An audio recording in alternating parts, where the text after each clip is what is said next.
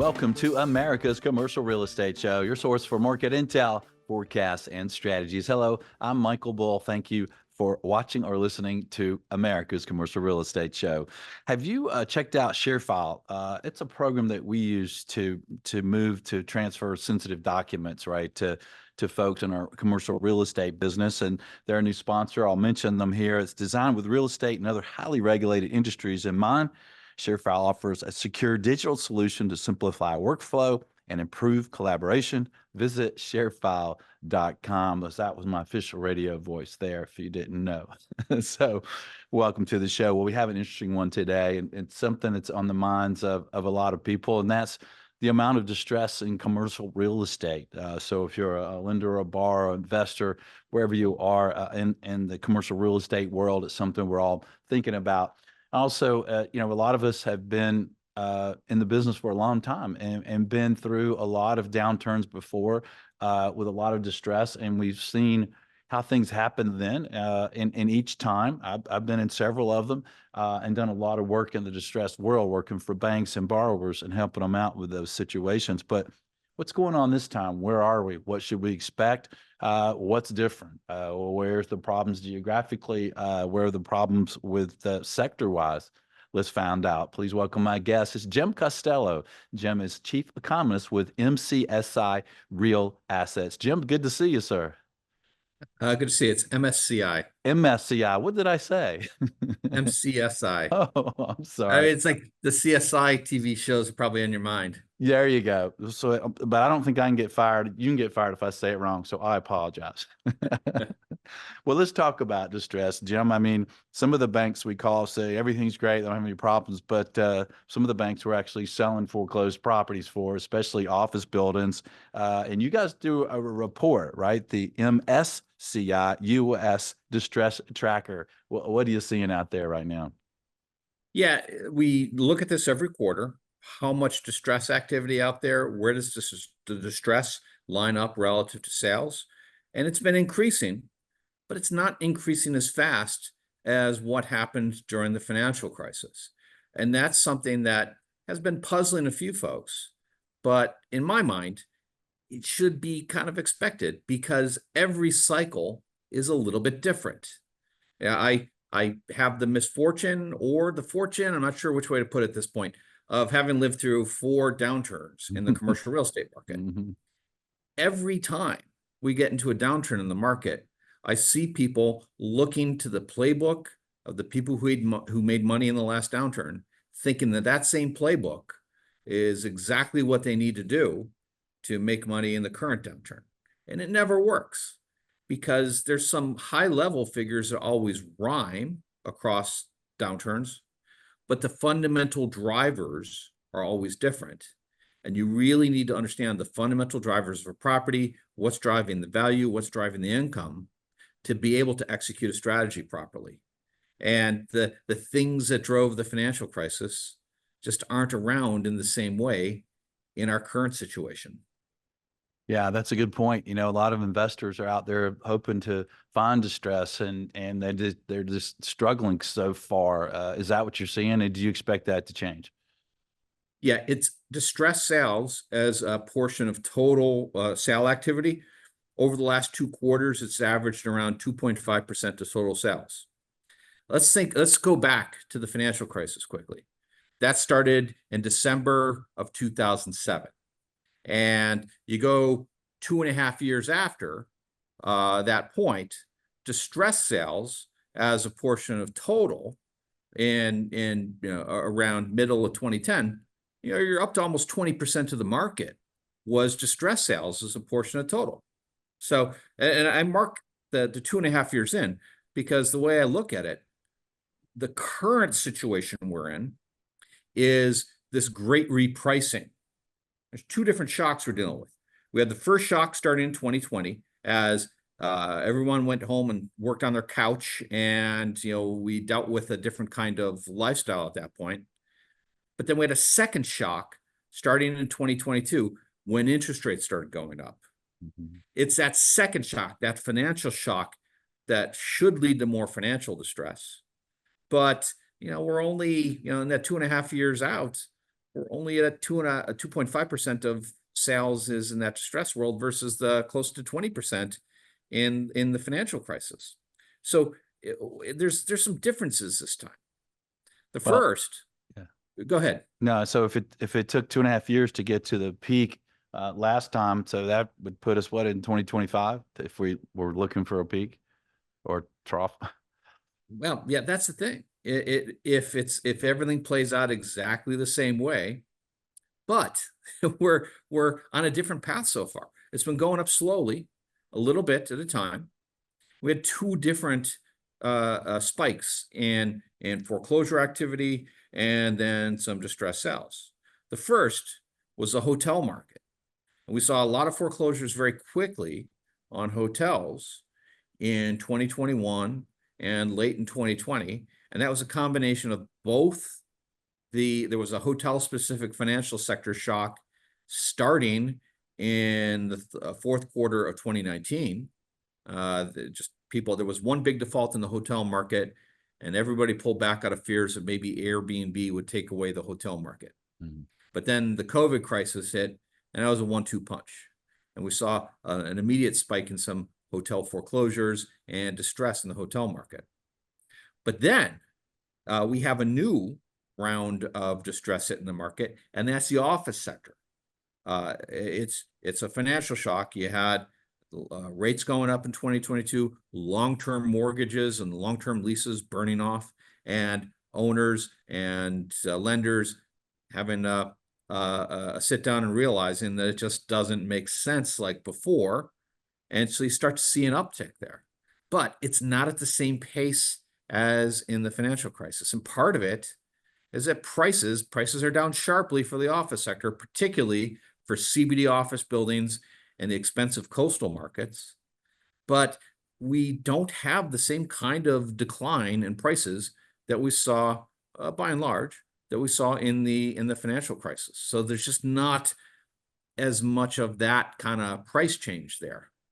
Yeah, that's a good point. The performance of most every sector is pretty good, right? Except for, like you said, CBD, large office buildings and large suites. And as another thing making it different, Jim, kind of the amount of liquidity and cash in the market. I remember during the recession, going to ICSC Recon, and where people are in their booths hiding, and they'd peer out and say, "Do you have cash?" No, and they jump back in their booth and hide. It seems like there's a lot more money around today. Yeah, it's the amount of money that's out there can change market behavior. In the early stages of the financial crisis, nobody had money. It was literally a financial crisis. Liquidity was dear. Nobody was lending. But eventually, central bankers worldwide realized that they had an asset price decline underway due to the lack of liquidity. So they started injecting capital into the system. That was a whole quantitative easing process. Prop up the value of assets, put a floor under things so that you don't have this continual downward spiral. And eventually that stabilized. What we're dealing with today is a little bit of the opposite. There is liquidity out there in the sense of there's still a lot of dry powder, investors wanting to put money to work in something that's cash yielding, but the central banks aren't cooperating to the same degree. Now they're withdrawing liquidity. They've withdrawn liquidity. They've stopped the QE process. They're cleaning up some of that mess, and they've raised rates. And so that is a bit different. But there's still some money out there looking for a home and looking for some kind of yield. The problem with the distressed asset sales today, a lot of it's not that high leverage deal that just needs to be refinanced at a more appropriate level, but it's still cash flowing otherwise. That's not what's happening. Some of the distress it's hitting, it's fundamental distress.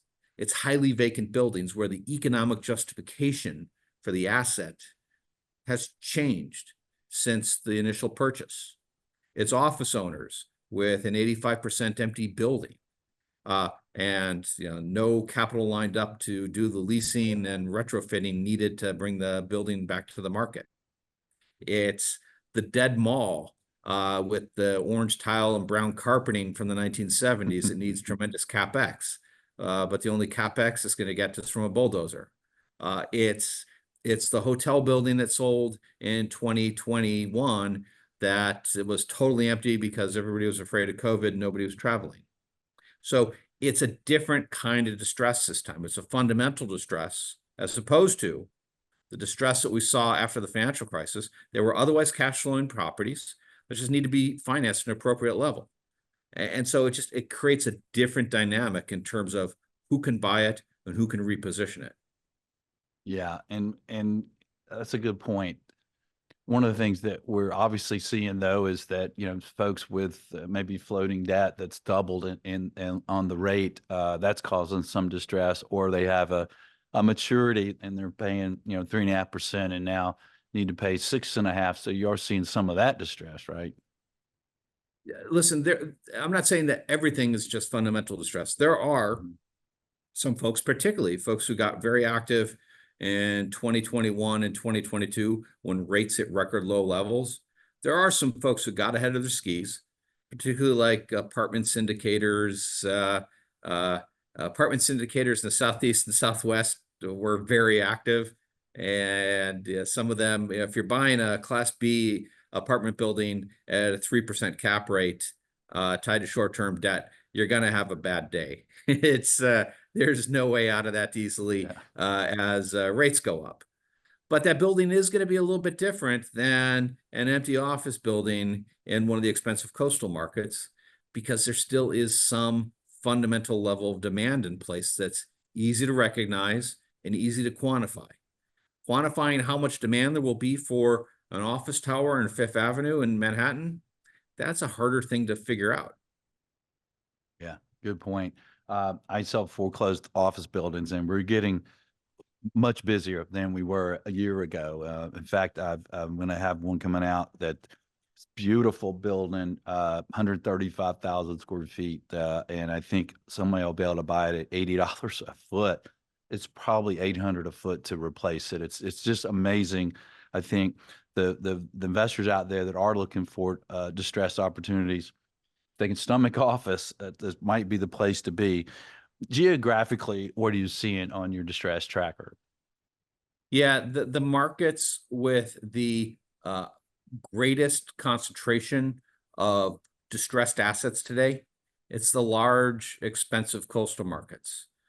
Manhattan, San Francisco, Los Angeles, the boroughs of New York, Chicago. It's kind of a coastal market with Lake Michigan. Yeah. We'll call it that. Yeah.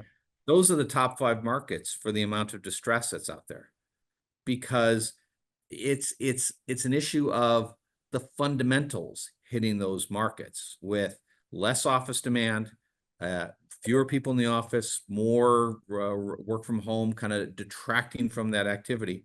And it's creating a situation of uncertainty. And then you get the current owners and the lenders just pulling back and just not as confident in the future in those areas.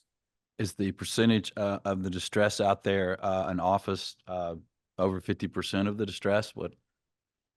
Well, it's growing as a share total. What I find interesting though is sort of the time lag.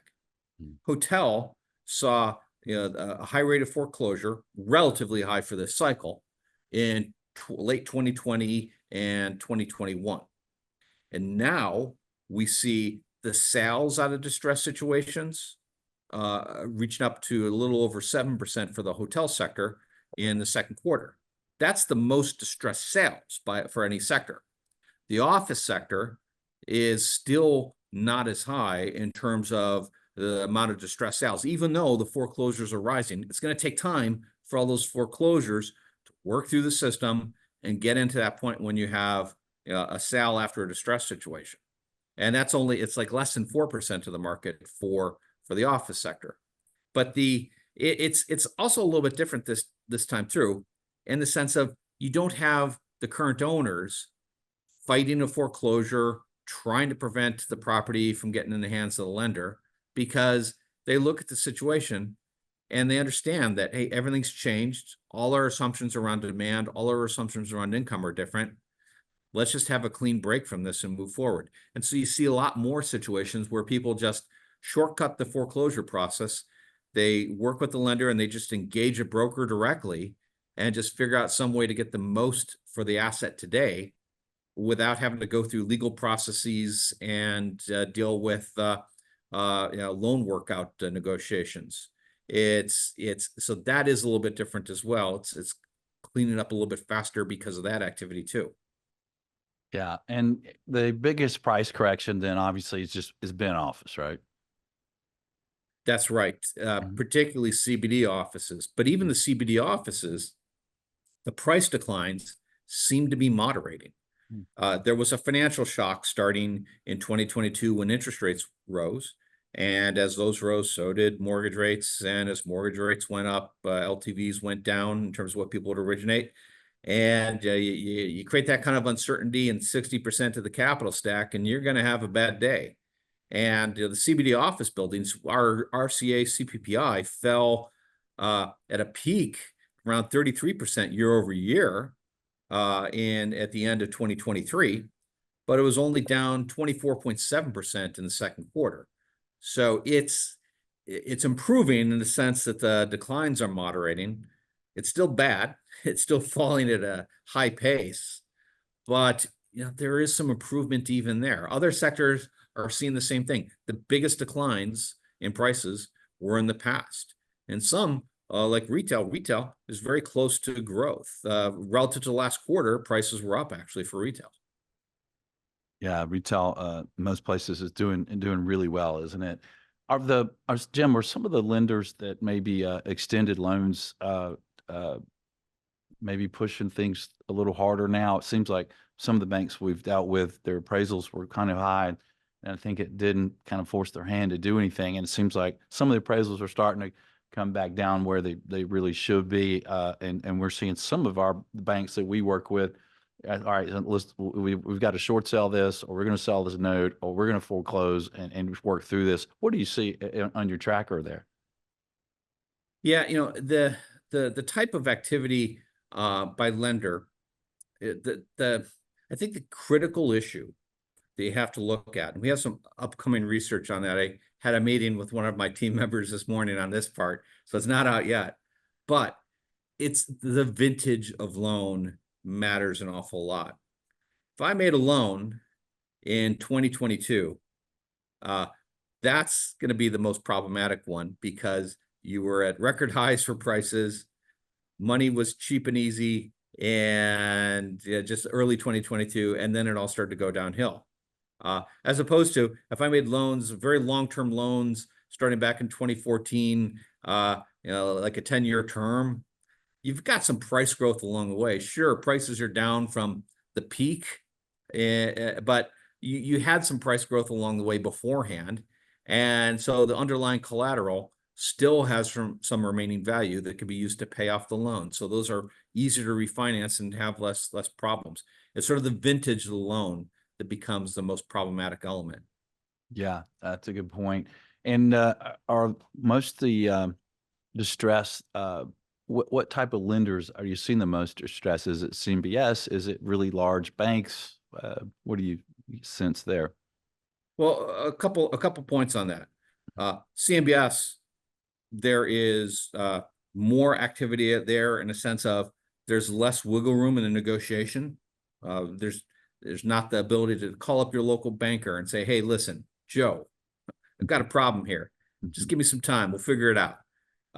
Once you get into some trouble, you really kind of have to go into that whole special servicing approach. So it's always going to be a little bit more heavily focused there. But the other thing that starts to happen, those price declines I noted, again, that's more of the office buildings and the expensive coastal markets.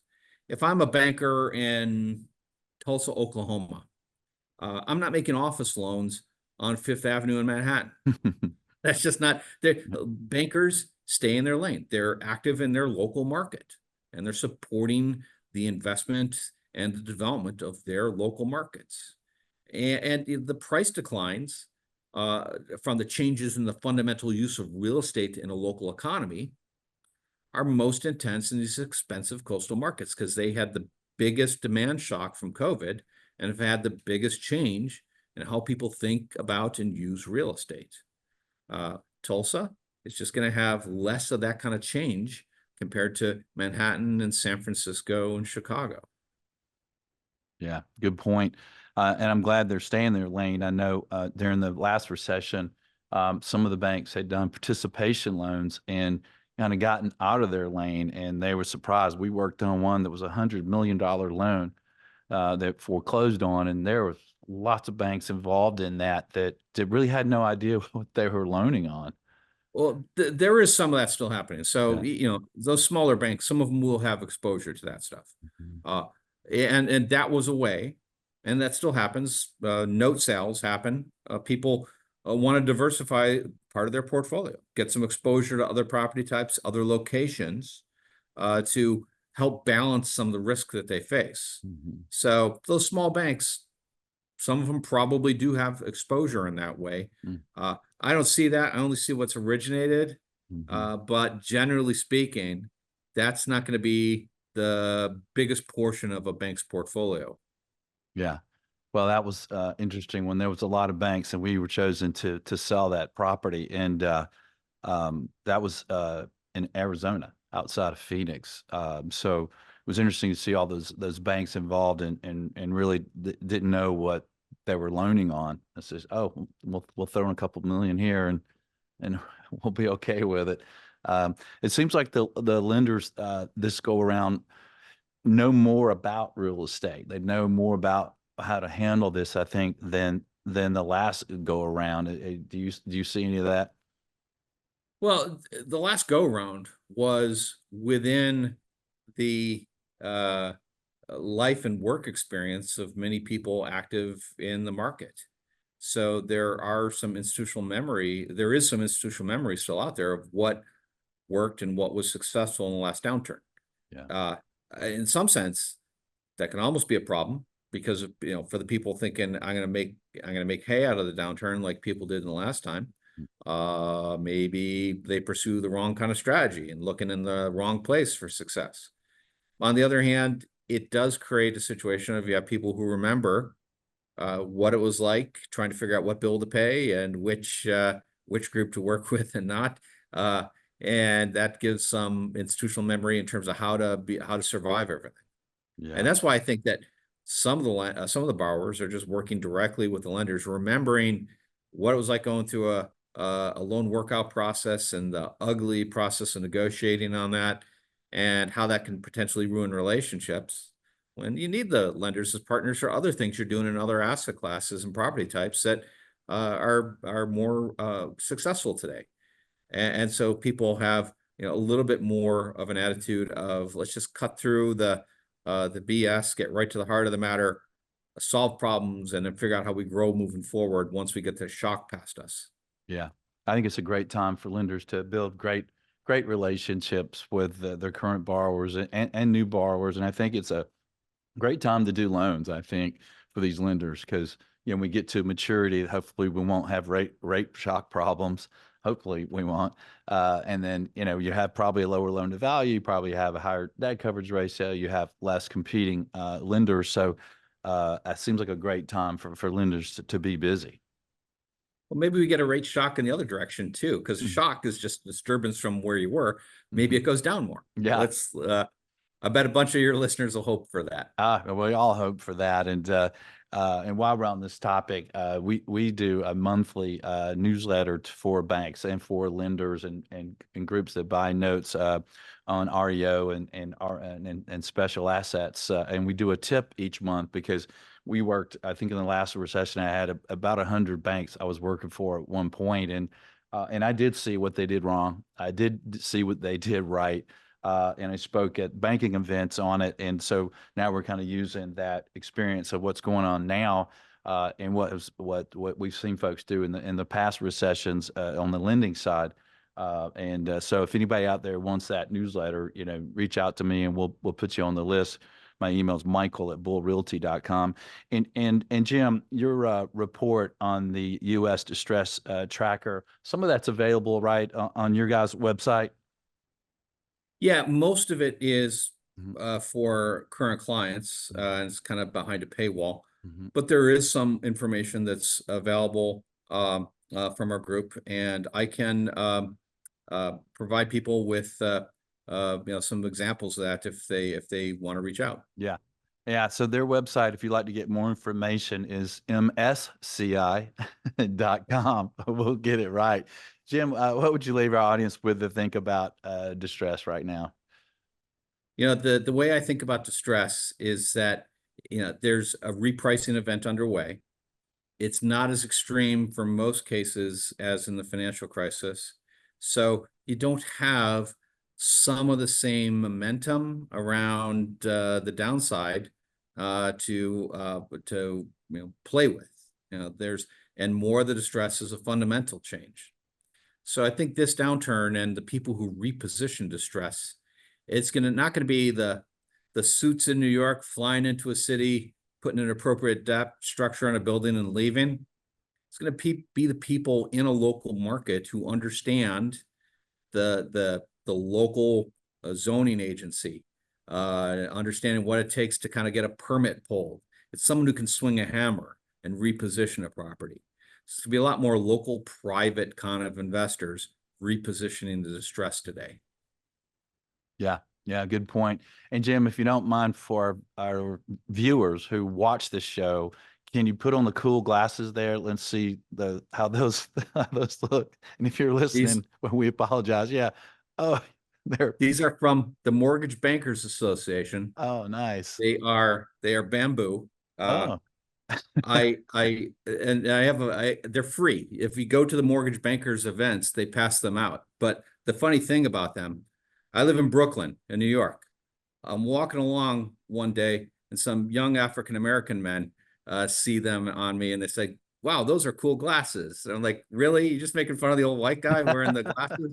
The guy was like, no, because, and I told him, that African-American men are always like the arbiters of style. And they started laughing, and the guy was like, no, they're cool. So I gave them to him. He was like, no, seriously, they're free. They're from a mortgage event. Mortgages? Yeah, lenders.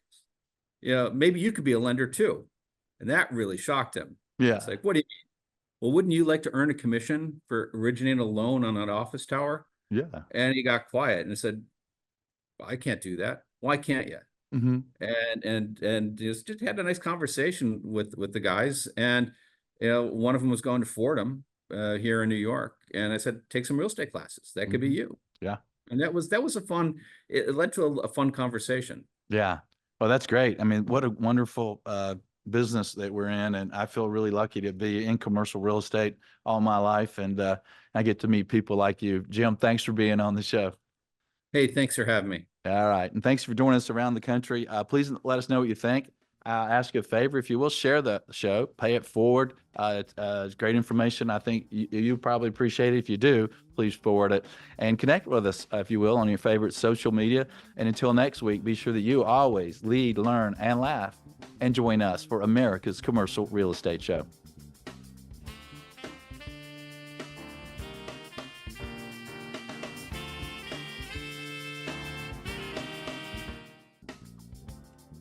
America's Commercial Real Estate Show is brought to you by CCIM C5 Summit. Will be at the Hard Rock Hotel in Hollywood, Florida, September 17th to 19th. Visit c5summit.realestate. By ShareFile. Designed with real estate and other highly regulated industries in mind, ShareFile offers secure digital solution to simplify workflow and improve collaboration. Visit sharefile.com. By CREI Summit. This will be in Atlanta, Georgia, September 11th to the 13th, right here in Atlanta, Georgia, where we're headquartered. Visit cresummit.com. By Bull Realty, commercial real estate sales, leasing, and advisory services. Visit bullrealty.com or reach out to me directly. My email is michael@bullrealty.com. By Commercial Agent Success Strategies, 21 cloud-accessed agent training videos. Learn more at commercialagentsuccess.com. You're invited to subscribe to the show wherever you listen or watch the show. You're also invited to subscribe to a weekly email announcing the show topic and guests at creshow.com. Thank you for watching, listening, and sharing America's Commercial Real Estate Show.